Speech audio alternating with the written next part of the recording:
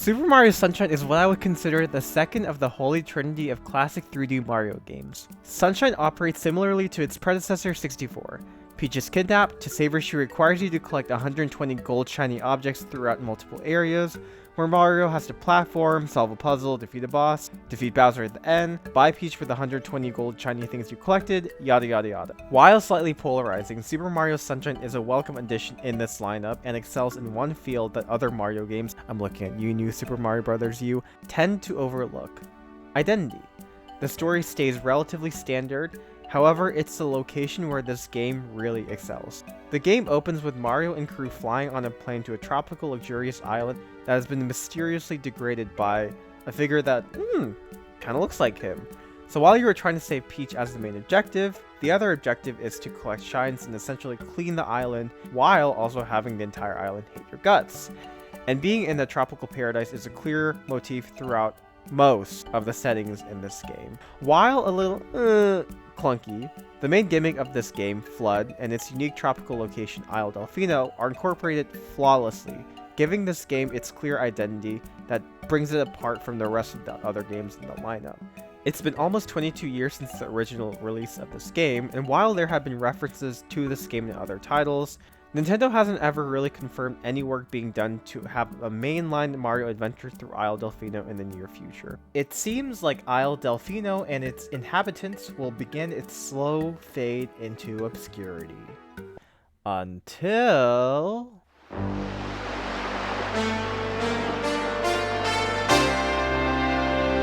Super Mario Eclipse! Woohoo! Episode 1. Super Mario Sunshine 2. So Super Mario Eclipse is actually a fan-made mod, and probably one of the biggest fan projects in the Mario world. The game is essentially Super Mario Sunshine, but expanded upon. It still takes place in Isle Delfino, and still follows the same storyline and base gameplay as well, but now introduces a whopping 120 new shine sprites, which honestly blew me away. You have around 14 new areas to explore, you have 2 new playable characters, new movement mechanics, an improved game engine, new and remixed boss fights, an original soundtrack, and a new story with hand-animated cutscenes.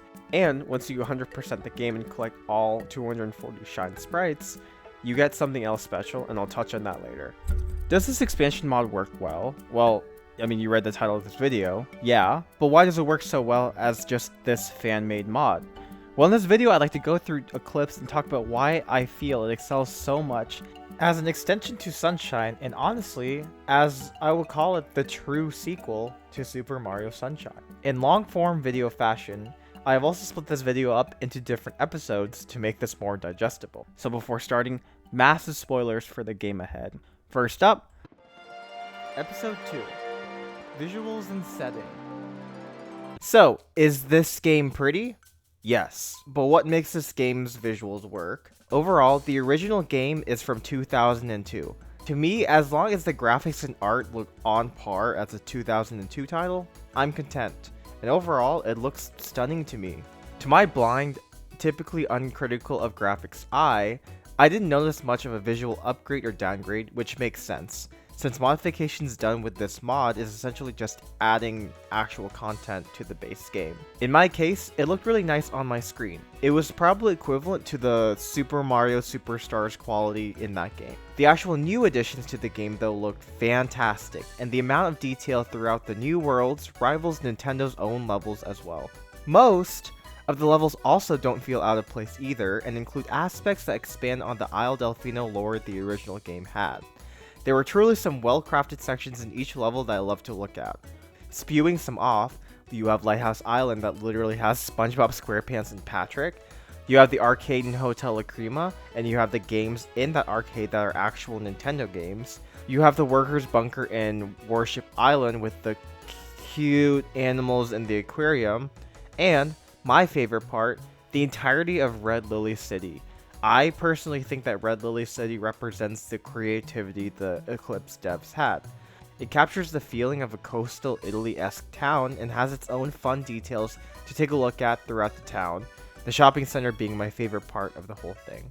One additional type of new world this game has are what I'll call the transitional worlds, and they are used to connect you with the new Isle Delfino levels. the actual visuals within the transitional levels are just okay. They're standard, most of them are kind of just dead zones, but some of them introduce new settings and textures to the game, notably the marsh and the train. Eclipse also continues to play with lighting and time of day for each level. We only really got to see this with Pianta Village having a certain level at night, but with the mod, they play around with the lighting in a couple of the new levels. You have Airtoe Rock in a constant state of late afternoon, you have the dark depths of Pianta Pit, and you even have Langiafretta Peaks. While this might not be my favorite world, this kind of introduces at least a new weather and lighting to this game. Brand new visuals are even present within the secret worlds and sub-areas found in each of the new levels. Before, each secret world generally had that nighttime background, with some levels like Serena Beach and the Pinna Park levels playing around with the secret level visuals. This time, you have that creativity within the secret level visuals being injected into all the new worlds. I think a large majority of these secret shrines have their own specific background, and to me that helps give each secret level more of an identity as well. My favorite aspect of these changes, however, is that some of these secret level aesthetics even reflect visual themes of the actual worlds the level is found on. For instance, like Worship Island, cleverly being underwater since you access the submarine to get to this part of the world. These secret levels stand to become more distinct as well, as the devs also incorporate level-specific music to some of these worlds, adding to the theming. Back to the visual home run that was Worship Island's secret level, sonically, you even have this nice serene underwater theme accompanying you in this level.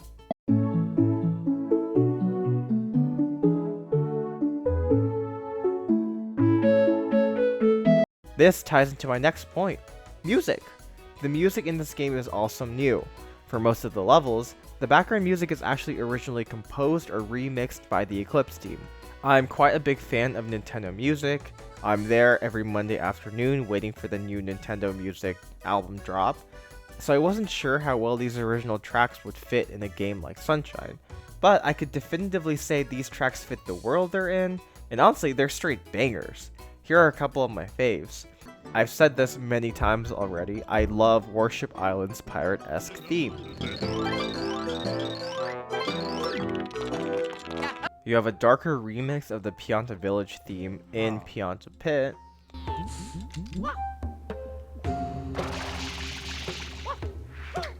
And you have Vaporwave. No specific comment here, it's just a straight banger.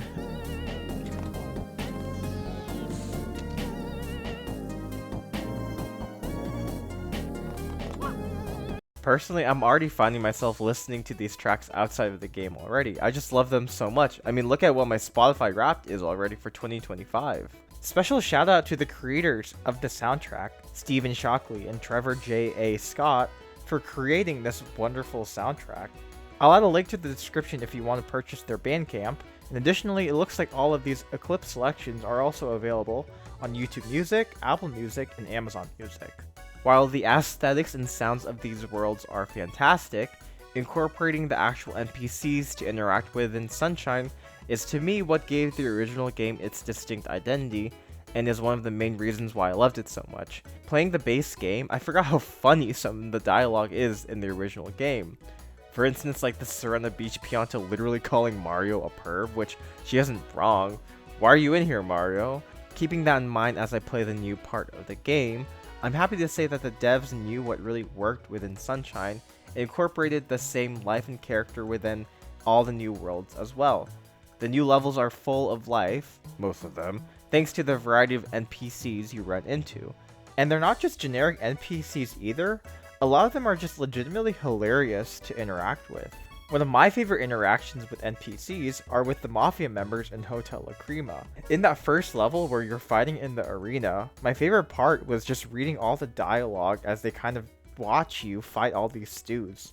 And you actually have a really nice character moment at the end where you have the Mafia leader induct you into his group and gives you sweet gear, looking similar to the gear in Pianta Village. It's this personality and life within these levels that make it feel like the true sequel to Super Mario Sunshine. So the visuals and settings work really well, but the true question is playing this game actually fun? Episode 3, Base Gameplay. Familiar or not? Gameplay is going to take me 8 years to talk about, so I'm going to split this up into 3 digestible episodes: the base Sunshine game, the pre-cruiser game, and the post-cruiser gameplay. Starting with base gameplay, for this part, one of the biggest changes in this game is, funny enough, the start. You begin at Peach's castle, already a really cool touch. This area acts as the tutorial portion of Sunshine, where you're able to actually try out the 3 different nozzles. The tutorial levels also introduce the different movements you can actually accomplish from these different nozzles as well, something the original game lacked and is a welcome addition to the game. The cool part of this tutorial is it teaches you speed game strats that later on in this game you actually have to do. You don't get to do too much else at Peach's castle once you finish the tutorial levels. You hop on a plane to Delfino Plaza and begin Sunshine in regularly fashioned programming. In the base mod, the base part, or what I'll call the Sunshine part of the game, remains almost untouched. However, while the main game did remain untouched, the Eclipse devs did incorporate some nice quality of life improvements in the base game. The first improvement being the level select screen actually appears once you beat each level. This makes cranking out levels in a specific world much faster. And, even better, once you get a shine, most levels don't even kick you out of the world. This improvement helped so much, especially with the 100 coin shines. You don't have to do these 100 coin shines separately anymore. You could pair it with another shine in the world. Thank goodness. Unfortunately though, I did notice some drawbacks with the base game changes. The biggest drawback for me was the lack of a map to reference while you play the game. You have to actually pause to see your stats in the specific world you're in. This causes an issue though when you want to check out how many shines and blue coins you have in another world. Let's say you're in Delfino Plaza and you want to figure out how many blue coins you have in Airtoe Rock. In order to do so, you actually have to travel to Airtoe Rock and pause there to figure out how many blue coins and shines you have in that specific world. I mean, the solution to this is to use the famous Joaquin Google Sheet SME tracker, but that's not convenient. Another drawback is also kind of a contradiction of a previous point. Remember how I said how convenient it was to go back to the level screen after beating a level, so you could quickly crank out a world? Well, unfortunately, it still forces you to go back to the level select screen even after you collected all the shines within a specific world. This means that in order to actually leave this world, you have to open a shine you already got, pause, click exit, and leave the world to get back to Isle Delfino. And I know, I'm being whiny. These are all just first world problems. And also, to anyone watching this, if there is a solution to any of this, please let me know, because it's going to make my next playthrough, and my next 50 playthroughs of this game, so much better. Other than these general quality of life changes that either worked or didn't really work in my opinion, the Sunshine base levels still remain in their glory. And as I was going through the whole Eclipse game, it was still really fun diving back and replaying most of these levels. Episode 4, Pre-Cruiser Gameplay. So what's new? Well, as you are traversing through the base game of Super Mario Sunshine, you will probably stumble upon the 5 new worlds within Isle Delfino: Airtoe Rock, Lighthouse Island, Hotel Lacrima, Warship Island, and Pianta Pit.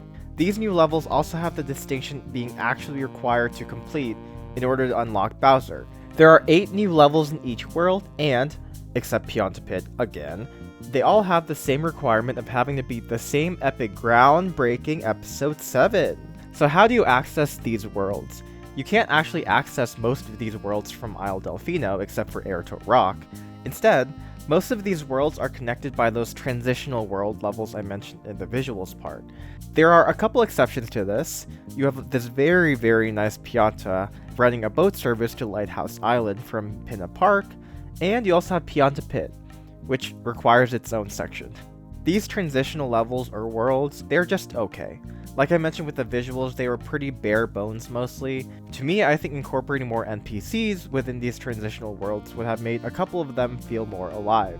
They have very nice serene music playing within these levels, and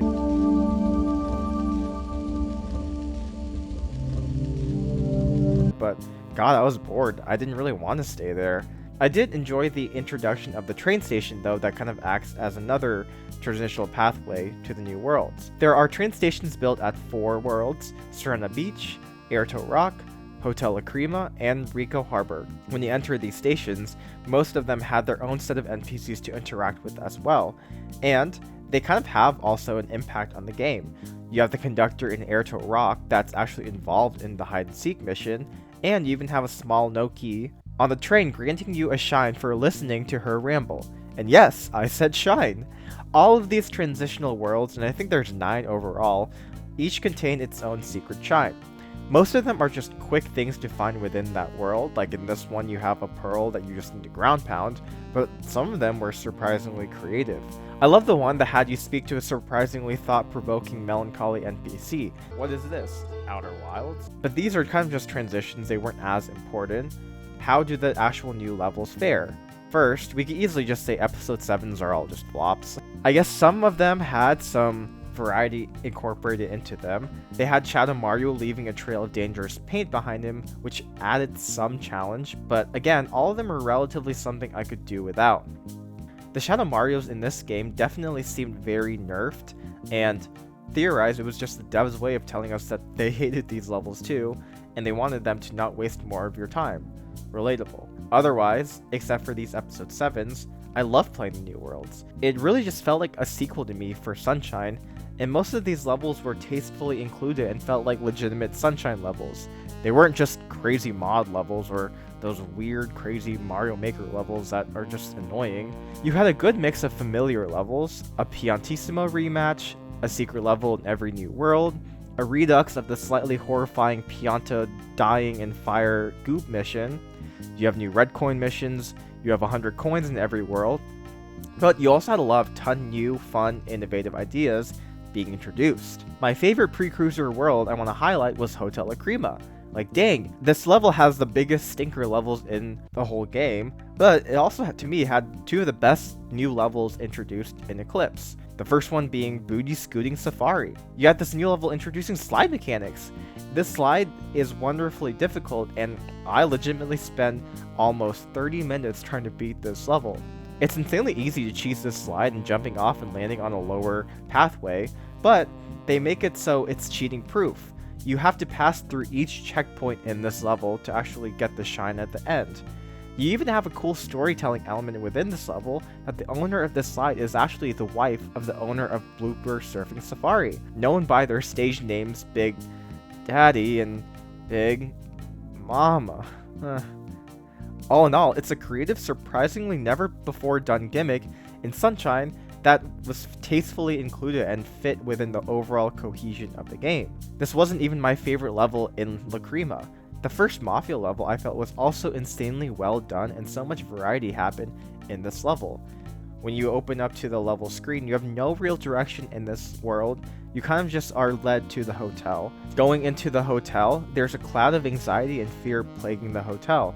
Why is this happening? What's going on? The residents are saying that these Piantas own the place. Is this the Pianta Syndicate? Is Frankie and Francesca here? After snooping through the hotel a little bit, you stumble into the kitchen and you speak to another threatening Pianta telling Mario not to snoop around. So obviously, we snoop around more.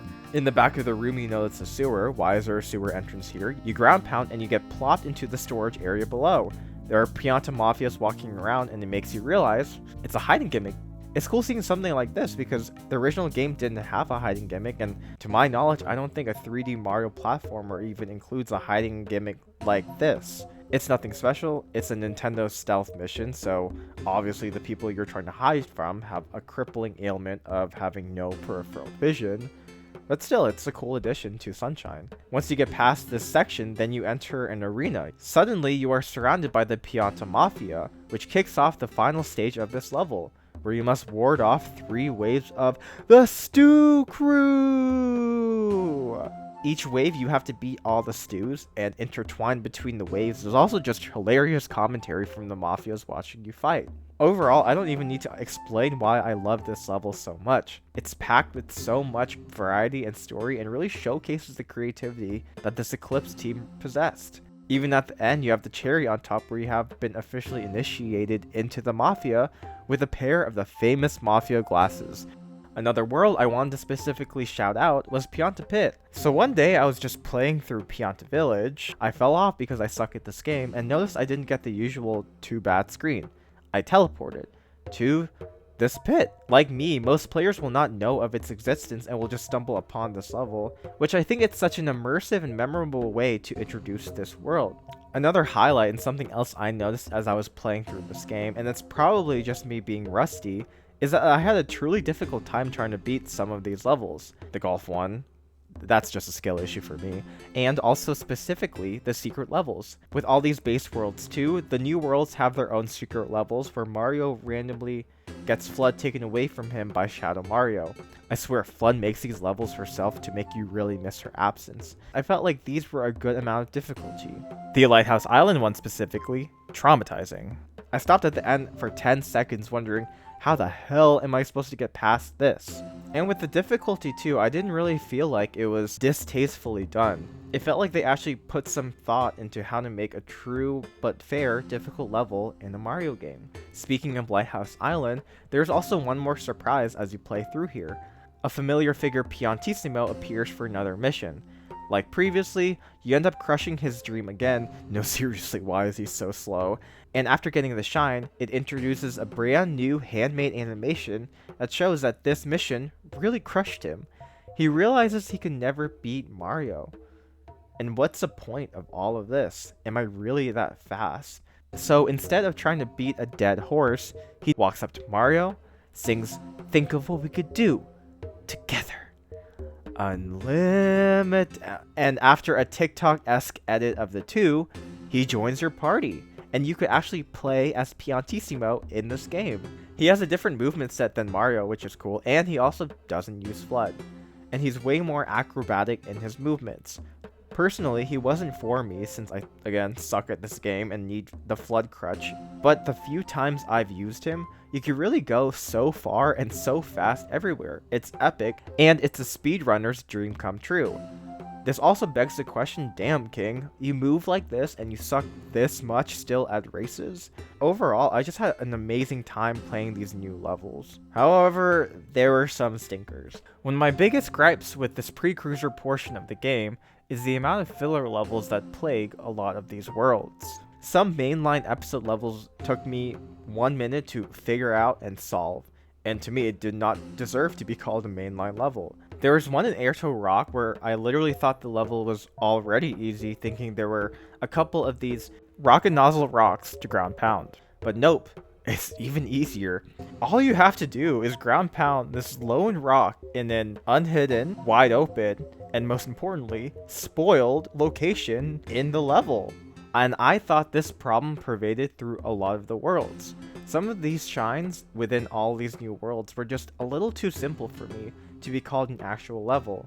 While I love Hotel Lacrima, this world was definitely the worst offender of these minimal levels. You have the basketball and melon levels essentially being doo-doo effort levels. Another negative for me were the blue coins. And sorry, I've never liked the blue coins. I think they're a fun touch if they were lesser in scale, but god, there are too many in the original game, and some of them are just not fun to find.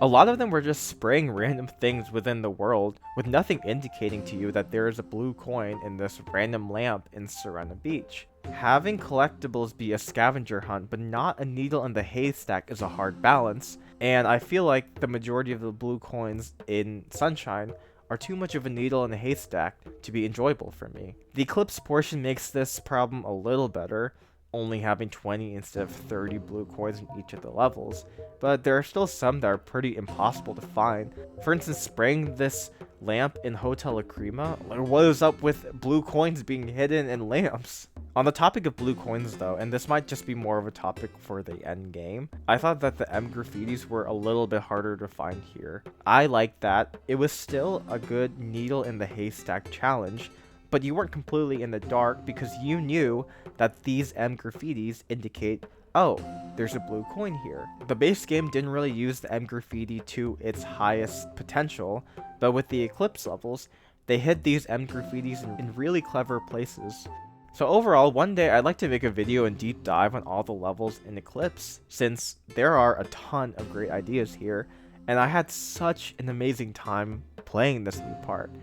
Levels varied in enjoyment, but overall it was a great addition to Sunshine, and it really just felt like a tasteful sequel to the game. I mean, other than the ones I already fanboyed about, you also had a hide-and-seek level in Air to a Rock, being a cool way to interact with NPCs, and seeing them all hide in these funny places or even just run around trying to run away from you was humorous. You had a golf level, which I sucked at, you had a slightly wonky new boss battle, and you had to do bitch work also for this Pianta, and you have a Pianta Pit tree maze trying to find the Shine Sprite somewhere hidden within these trees. It was just a great masterclass of level design here. As I was playing through, it felt bittersweet grabbing that final secret shine in Worship Island and having to go to Corona Mountain to complete the game. I wanted more. Oh yeah, speaking of Corona Mountain, Bowser and Corona Mountain are exactly the same. The boat section is as stressful as all hell, and you get to save her. Credits roll, and Eclipse is complete. But wait, we collected all the base game and new shines, we beat Bowser, and we even collected the billion blue coins. We still don't have 240 shines promised at the beginning. Well, episode 5. Hi, I'm Daisy. I'm so sorry. So once I beat Bowser, 2 large changes occurred. First, Luigi is unlocked. Anyone who has played as Luigi in a previous game like Galaxy or 3D World knows that he operates similarly here, aka superior to Mario. From this point on, I ended up choosing to play as Luigi whenever the opportunity presented itself. He's even able to use Flood, unlike some useless people here, and he could jump higher than Mario. So he was really useful in this post-cruiser part of the game, especially because most of these levels really emphasize vertical movement. The second largest change happens once you spawn in Delfino Plaza. The promo pans to this random green Pianta, you see a boat in the distance, you speak to that mysterious green Pianta the promo pan to, and he tells you you're able to go to this boat for free. As you get on the boat, you then hear mysterious ghost sounds. One of your crew members even sees this mysterious blue ember. Chaos occurs. Oh, sorry, wrong game. You actually end up on Daisy Cruiser. More Daisy representation in the Mario world. Daisy Cruiser acts as another hub world similar to Isle Delfino. Here, you have worlds you can teleport to, you even have numerous NPCs and areas to explore throughout the ship. Shines and blue coins are also there, and you even get visited by her standing outside the captain's room, kind of threatening you to even do something for Daisy's birthday. Like, goddamn girl, like I will. At this point, I was blown away with how much was left in the game. In total, I counted 7 additional new worlds, not even counting Daisy Cruiser, since it acts more as like an Isle Delfino. So to begin breaking down all these post-cruiser levels, let's start with the hub world herself. It's absolutely amazing. Some areas definitely feel a little bit on the emptier side, just kind of like this dining room area, but the amount of different places to look around this ship is fantastic. Every single portion in this ship has at least a shine, a blue coin, an NPC, or even a entrance to a world to find. My favorite parts on the ship were the pipe room, trying to find that small opening within the pipe to see if there was a blue coin or a shine hidden there. And my other favorite part was the actual secret level placed on the cruiser. This one was even so unique. It has you jump on these random trains and planes to get to the end, and it was a decently difficult time having to jump actually pretty far to make it to the next part. I think honestly this is kind of the largest in scope secret shine in the entire game. Overall, super innovative and a great level. Back to the hub world, it acts differently from Isle Delfino. In Isle Delfino, most of the new worlds were connected through these transitional pathways. Here, the actual new worlds are scattered throughout the ship.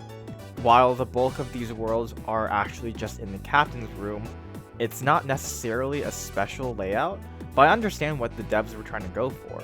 This part is essentially acting as a post-game bonus world for a hodgepodge of ideas. I kind of equated this to something like World 9 of a Super Mario Bros. U game. How do these levels compare to the overall game? While there are more worlds present on the post-cruiser world, these new worlds are more concise, only having 4 shines, 100 coin mission, and 10 blue coins in each of the worlds. Funny enough, this actually made so many of the worlds work so much better. The condensed nature of a lot of these worlds worked so well, because so many of these levels were fleshed out without facing the previous issue of filler levels pre-cruiser. All of these post-cruiser levels at least took a minimum of 5 minutes to beat. It's nothing like the easy-ass watermelon level in Hotel Lacrima. There are many fleshed out ideas here that actually require you to explore multiple parts of the level to get the shine. Like I mentioned before, as these are endgame levels, these levels are definitely a lot more difficult in scope. A lot more advanced platforming is required for Mario. This microphone isn't doing anything. Hi guys, post-production Joaquin. For the rest of this video, I'm going to say Mario, but Luigi is going to be on screen. I mean the same thing. Mario, Luigi, Piantissimo, doesn't matter. I am not re-recording all of the footage I have as Mario. It's not important. Anyways, enjoy the rest of the video. I noticed there was a lot more platforming dependent levels that were essentially the same formula of getting Mario up to this peak somehow to really hammer this difficulty spike in. I'll admit this got repetitive at some points. Langiafretta Peaks had I think 3 of these, but besides Langiafretta Peaks, I thought they did a great job at making each of these quote-unquote scale of peak levels special. The 2 best showings of these types of levels were Spectral Casino and Vaporwave. With Spectral Casino, you had 2 levels acting similarly to the Take Mario up to this peak, but both peaks required slightly different movements. The first one had you platform up this house of cards, utilizing booths and flipping card platforms to scale the peak. The other one was getting up this, and I will emphasize this, high Jenga tower, and it required you to utilize a breadth of Mario's movements to make it up to the top. You really had to puzzle your way to get to the next level of this Jenga tower, and that was super cool. On the other hand, with Vaporwave, it was another great showing of the difficult platforming required in this part of the game. One of the final levels of Vaporwave required you to utilize the 3 nozzles in creative ways. For instance, this part in the middle of the level actually had you jump across these platforms with the rocket nozzle, having to figure out the correct timing of when you either dive or jump to make it to the next platform. This creativity of using different parts of Mario's movements really made this part of the game stand out, and made this difficulty spike worth it. You're already at this part of the game where you're so used to Mario's movesets, so the devs had you think about how you can move Mario in a different way, and that's amazing. The highlights with these new levels though isn't just with the platforming.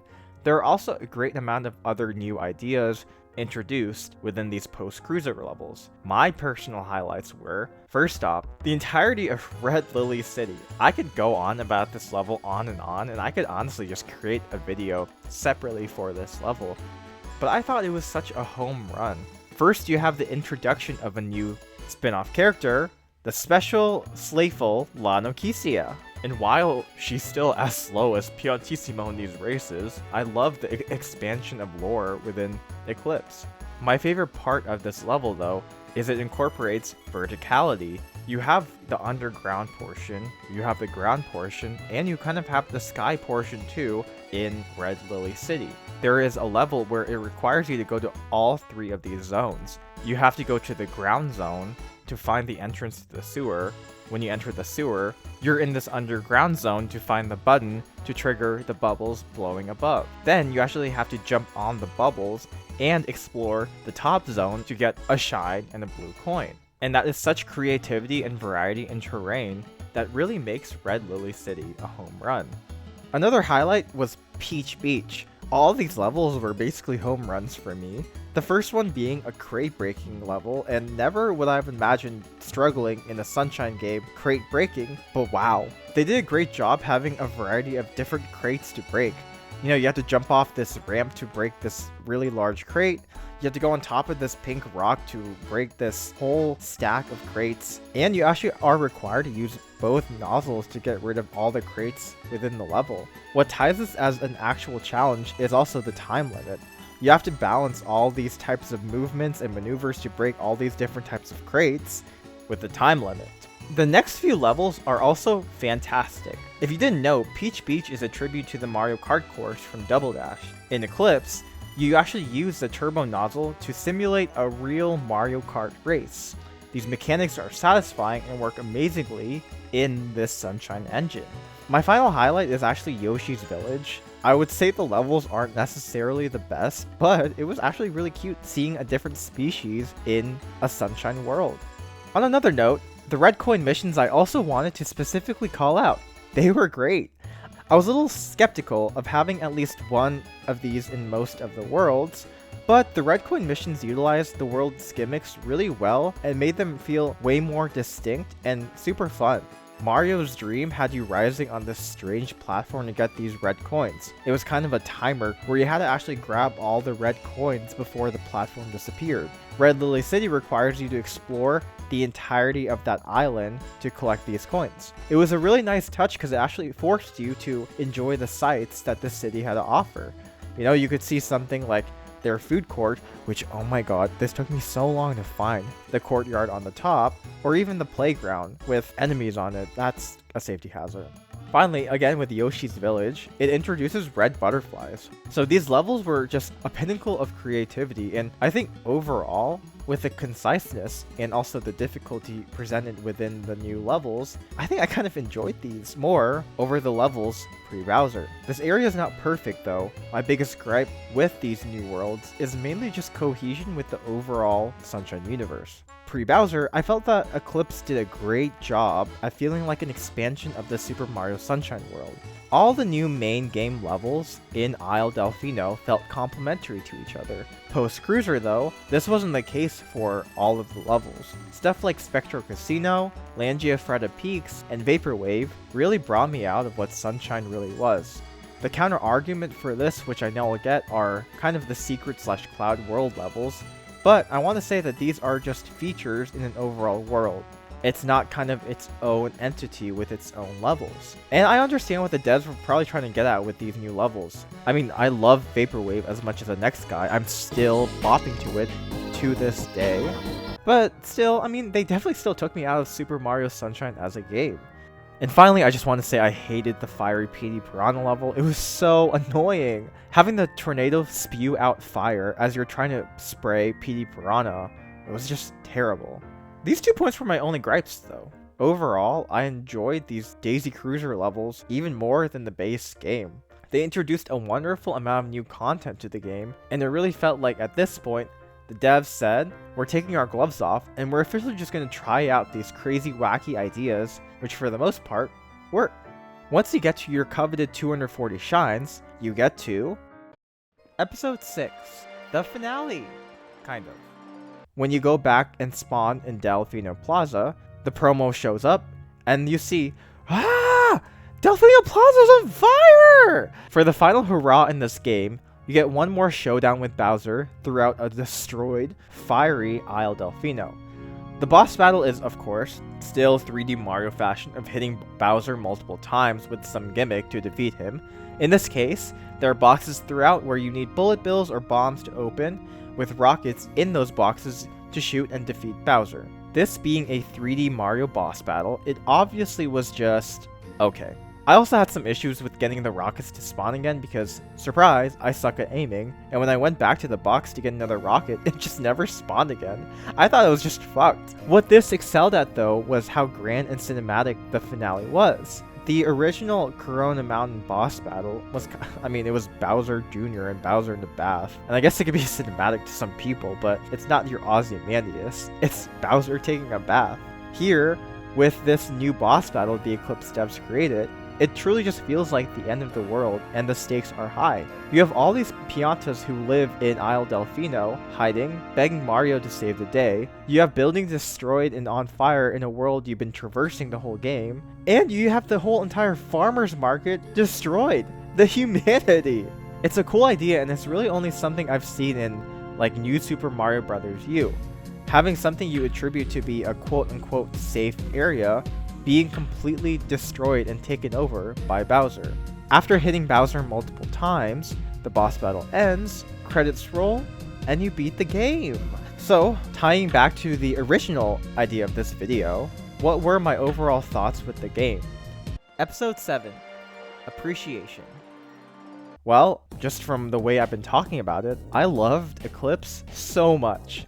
Even with a few flubs, with cohesion, quality of life issues, filler levels, the downsides didn't matter to me. This video I created was more as just an appreciation to the piece of art that this mod is. Super Mario Eclipse is the best of both worlds.